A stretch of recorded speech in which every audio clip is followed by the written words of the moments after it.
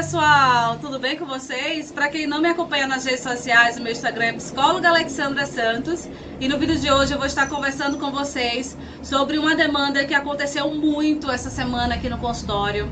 Muitas pessoas me procurando a respeito desse assunto e aí eu achei muito interessante poder compartilhar com vocês, compartilhar ao máximo de pessoas possíveis os esclarecimentos a respeito do que é depressão e a diferença entre estar triste e estar deprimido, não é? Então, antes de começar a falar sobre o assunto, eu quero lembrar a quem não está inscrito no canal, corre agora, se inscreve no canal. Se você está gostando do vídeo, dá um like, participa junto comigo, divulga essa informação para outras pessoas. É uma forma de outras pessoas tomarem conhecimento a respeito do conteúdo que está sendo dito aqui. Então isso é muito importante, é a proposta do canal e aí eu conto com vocês em relação a isso, tá certo?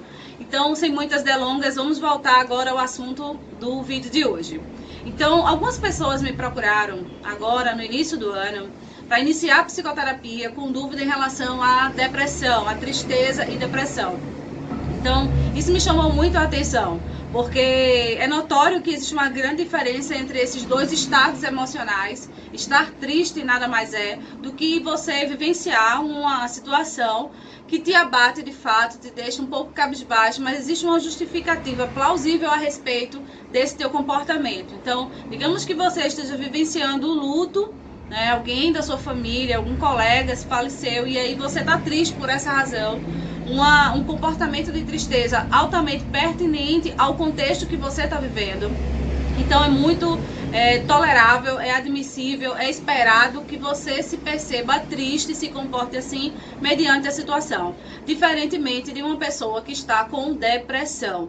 Então a tristeza ela existe sim, todos nós vivenciamos situações comportamentais onde a gente se percebe triste exatamente por uma situação justificada, tá certo? No caso da depressão é diferente. Então, a depressão, ela atinge sim o humor das pessoas.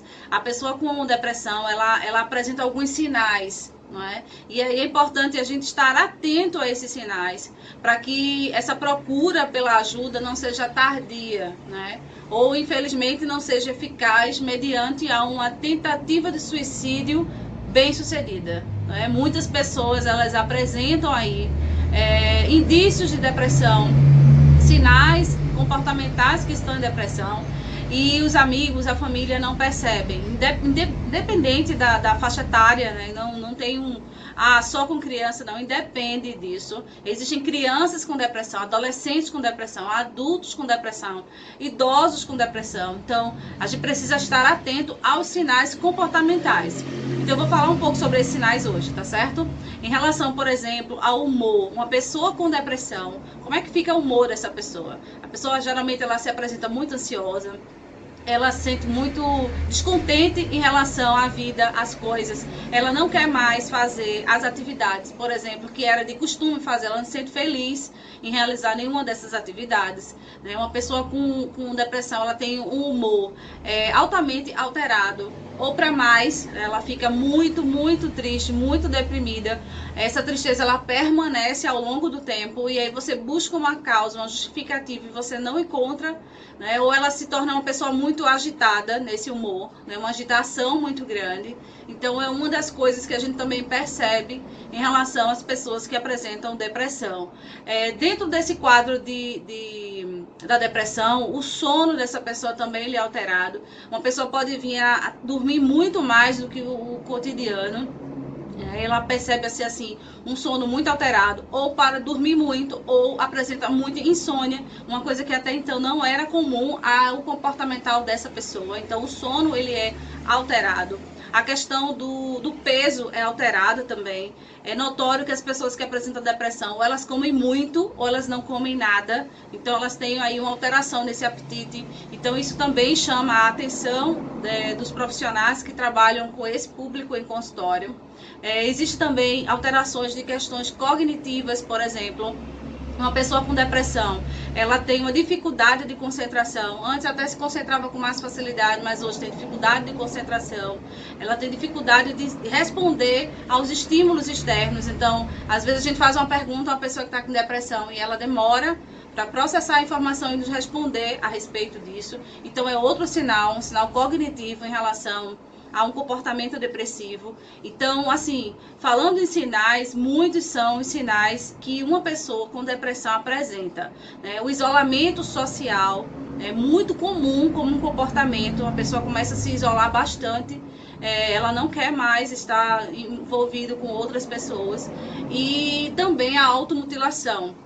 Então a gente percebe muito as pessoas se cortando, se culpando. Isso vem pelo humor, né? O sentimento de culpa alterado. Então a pessoa começa a se comportar com essa culpa excessiva e aí vem um processo de automutilação, né? Então, assim, isso é muito notório em quem tem depressão. E todos esses sinais, eles devem ser vivenciados de forma constante na vida dessa pessoa.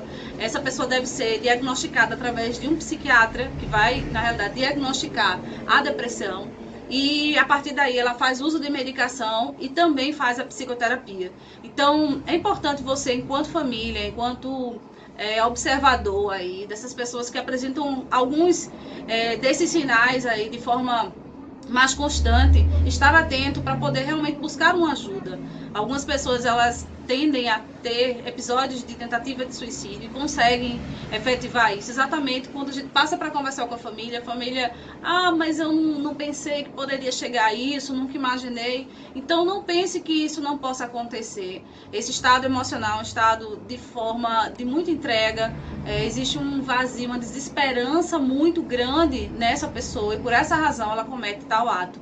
Então que você possa estar atento aí aos seus colegas, aos familiares, para que eles não possam estar aí dentro desse contexto, vivenciando e você não está percebendo, não tendo como ajudar por falta de percepção. Então diferencie o que é tristeza e o que é depressão. Eu espero que esse vídeo ele tenha sido esclarecedor em relação a isso e que se houver qualquer pessoa que você conheça dentro desse cenário, vivenciando tais sinais, que você consiga ser um suporte solicitando, né, a essa pessoa, a família, que busque uma ajuda profissional, tá bom? Então espero ter ajudado vocês mais uma vez. Um grande abraço, um beijo e até o próximo vídeo. Tchau, tchau!